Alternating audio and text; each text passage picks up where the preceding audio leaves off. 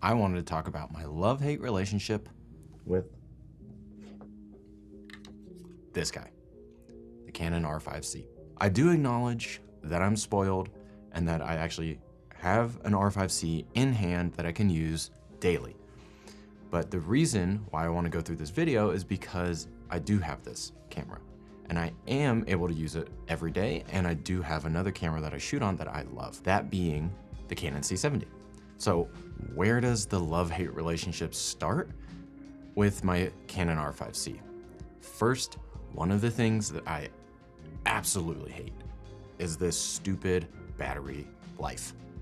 Everybody has talked about it in depth, but I just want to talk about it a little bit more because I've used this camera for 8 months now, and going between a C70, which has incredible battery life, and this thing, which has the worst battery life, is just such a night and day difference, and it makes using this camera such a nuisance compared to using the C7. Having to constantly watch my battery life is the worst. I've owned a couple Blackmagic Pocket 6Ks, same thing when they use the LP-E6s. Just you had to have 6, 7, 8 LP-E6s when you're shooting on that thing. Same with any of those early Sony Alpha cameras, the A7s, A7S II, A7 IIs, A7Rs. All of those, if you're a Sony shooter, you know the exact same dilemma that I ran into. You had to have an arsenal of freaking batteries just to operate the camera on a half-day shoot, let alone a full-day shoot where you'd have to plug in 3 chargers, you have to charge all your batteries while you're shooting. Like, no, that should not be happening in this day and age on a modern cinema camera like this, but it does because Canon made a mistake.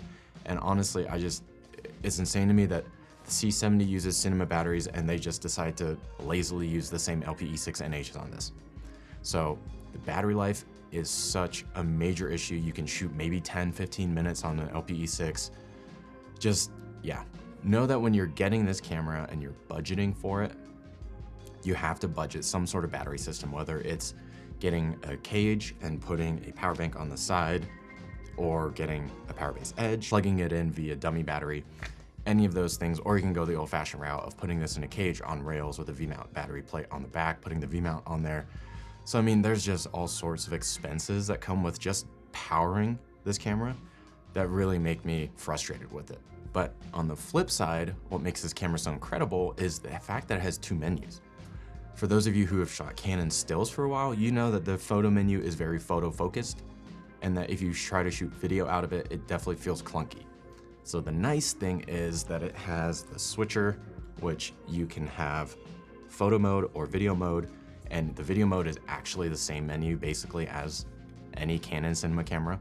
It looks exactly and it feels exactly like those menus, which is amazing because for somebody who shoots mainly video and then some photo, I use the C70 as my A cam most of the time and this is my B cam, and I have the same menu on both, and it's great.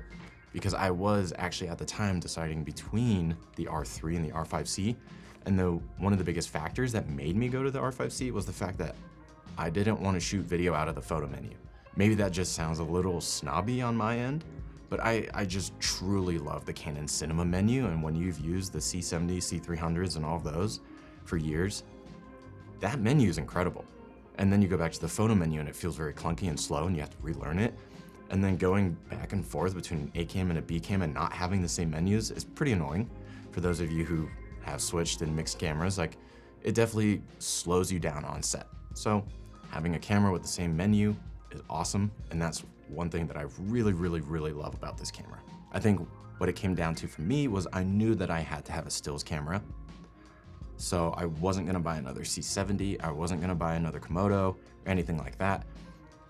I wanted the 45 megapixel full frame stills, and I needed something that has cinema capabilities, regardless if it's not C-Log 2, it's still C-Log 3, it's still an awesome image. So for me, this camera was a no-brainer, despite all of its weird quirks, despite the battery crap, despite all of that. I knew that this was the right camera, and that this is the camera that I still love to use it, but again, it is a love-hate relationship, and I just wanted to make everybody aware that these things are actually annoying to live with, and if they're annoying enough for you, then you might want to look elsewhere. But for me, I was able to make them work. I was able to make that concession with things such as battery life, or C-Log 3, or no built-in NDs, anything like that. I was able to make it work because I knew that these stills, which is what I wanted this camera for in the first place, and then having the cinema menu on top of that and the ability to shoot really good 4K, 8K video made up for all of those things that I was really just on the fence about and kind of whining and complaining about, but not really, they weren't really deal breakers for me. So I hope this video helps you guys out if you're making the decision on whether you should get an R5C or look to some other camera. Because personally, I love it, but I also hate it. Thanks for stopping by. Don't forget to like and subscribe if you want more awesome educational video content. Catch you next time.